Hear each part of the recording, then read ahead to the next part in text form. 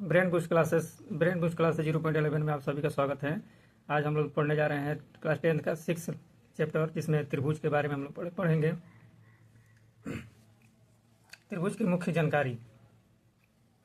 त्रिभुज तीन भुजाओं से घिरे आकृति को त्रिभुज कहते हैं। त्रिभुज में तीन कोण, तीन भुजा और तीन शीर्ष होते हैं। भुजा के आधार पर त्रिभुज तीन प्रकार के होते हैं: समबाहु त्रिभुज, समद्विबाहु त्रिभुज और विषमबाहु त्रिभुज। समबाहु माने होता है जिसमें तीन भुजा बराबर हो। समद्विबाहु माने होता है जिसमें दो भुजा बराबर हो, एक भुजा अलग हो। विषमबाहु माने होता है जिसकी तीनों भुजाएं अलग अलग हो, अलग अलग माप की हो, उसको हम विषमबाहु त्रिभुज कहते हैं। इसमें देख रहे हैं कि सभी भुजाएं आपस में बराबर है। इसमें देख रहे हैं कि ए बी जो है सी के बराबर है। इसमें A B not equal B C not equal A C, यानी कि कोई भुजा आपस में बराबर नहीं है। कोण के आधार पर त्रिभुज देखें तो न्यून पहला कोण होता है त्रिभुज होता है न्यून कोण त्रिभुज। जिस त्रिभुज का कोण 0 डिग्री से बड़ा और 90 से छोटा हो उसे न्यून कोण त्रिभुज कहते हैं। समकोण त्रिभुज, जिस त्रिभुज का एक कोण समकोण 90 डिग्री का हो उसे हम समकोण त्रिभुज कहते हैं। अधिक कोण त्रिभुज, जिस त्रिभुज का कोण 90 से बड़ा और 180 से छोटा हो उसे अधिक कोण त्रिभुज कहते हैं। अधिक कोण त्रिभुज कहते हैं। इसमें आगे देखें,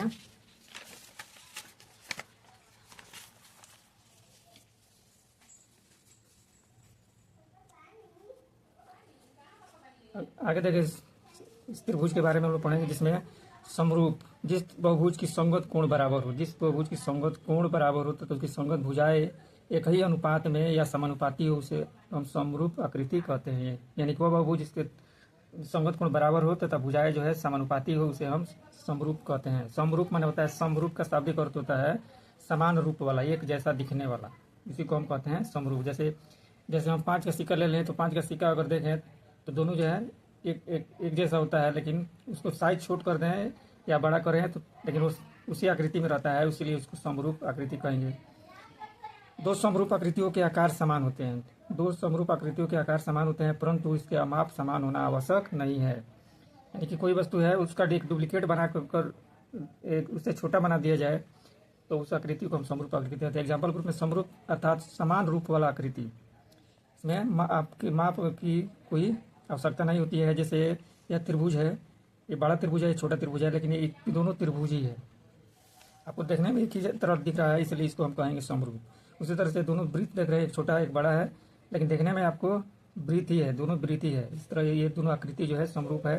उसी तरह एक चतुर्भुज है, दोनों एक छोटा है एक बड़ा है, लेकिन दोनों एक चतुर्भुज ही है, इसलिए हम इसको कहेंगे समरूप। इसके बाद आगे होता है, हमको आगे पढ़ना है इसी में सर्वांगसम आकृति। और सर्वांगसम आकृति जिस आकृति की सभी कोण और सभी भुजाएं समान हो उसे सर्वांगसम आकृति या सर्वांगसम कहते हैं। सर्वांगसम का अर्थ जिसके सभी अंग, कोण और भुजा क्या हो, समान हो। समरूप और सर्वांगसम में यही अंतर है कि समरूप में आकृति एक जैसी होनी चाहिए, उसके माप से कोई मतलब नहीं रहता है, लेकिन सर्वांगसम में क्या होता है कि उससे सभी कोण और सभी भुजा जो है एक जैसा होना चाहिए, बराबर होना चाहिए। जैसे देखें एक त्रिभुज दिया है ए बी सी और डी ई एफ। इस दोनों में देखें तो ए भुजा ए सी बराबर है ई डी के, बी सी बराबर है डी एफ के, और ए बी बराबर है ई एफ के बराबर है, तो इसका मतलब ये दोनों त्रिभुज जो है सर्वांगसम होगा। उसी तरह से देखें कि 4-4 सेंटीमीटर का त्रिज्या वाला दो वृत्त खींचा गया है, यानी कि ये दोनों एक दूसरे के सर्वांगसम है। यानी कि सर्वांगसम मतलब होता है कोई सिक्का ले ले तो उसी आकृति का सिक्का के ऊपर सिक्का रखा जाए तो पूरा ढक लेता है, तब उसको कहेंगे हम सर्वांगसम। यानी सभी अंग समान है। 5 का सिक्का ले हैं और 5 का सिक्का एक दूसरा लेकर के उसके ऊपर रखें तो 5 का सिक्का एक दूसरे को क्या करेंगे, ढक लेंगे, तो उस आकृति को हम कहेंगे सर्वांगसम, जबकि समरूप में ऐसा नहीं होता है। नोट में देखें तो सभी सर्वांगसम आकृतियां समरूप होती है। सभी सर्वांगसम जो भी आकृतियां समरूप होती है, परंतु सभी समरूप आकृतियां सर्वांगसम नहीं होती है, क्योंकि उसकी लंबाई माप से कोई मतलब नहीं होता है। आगे देखें प्रश्नावली नंबर 6.1 में, इसमें फिल इन द ब्लैंक है, खाली जगहों को भरना है। अभी तक जो हम लोग पढ़े हैं उसी से संबंधित इसमें प्रश्न दिया है। प्रश्न को पूछ रहा है कि कोष्टक में दिए गए शब्दों में सही शब्द का प्रयोग करते हुए रिक्त स्थानों को भरिए। तो पहला प्रश्न है कि सभी वृत्त डैश होते हैं, तो सभी वृत्त जो होते हैं समरूप होते हैं, चाहे किसी भी तरह का भी वृत्त हो, सभी वृत्त समरूप ही होंगे। सभी वर्ग समरूप होते हैं। सभी वर्ग क्या होते हैं, कोई भी वर्ग हम खींचेंगे तो समरूप होगा। सभी समबाहु त्रिभुज समरूप होते हैं। जितने भी समबाहु त्रिभुज कैसे भी बनाए हैं समबाहु त्रिभुज वो समरूप ही होंगे।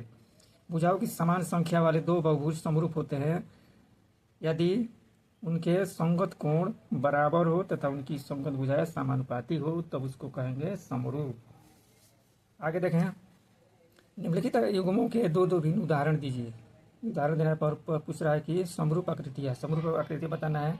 तो आप देख रहे हैं ABCD एक चतुर्भुज है, PQRS जो है भी चतुर्भुज है, तो दोनों एक दूसरे के समरूप है। छोट बड़ा है, उसे कोई इससे सेम आकृति है, समान रूप का है, तो इसलिए इसको हम समरूप कहेंगे। उसी तरह से ये दोनों त्रिभुज है, ये दोनों समान रूप का है, इसलिए इसको हम समरूप आकृति कहेंगे।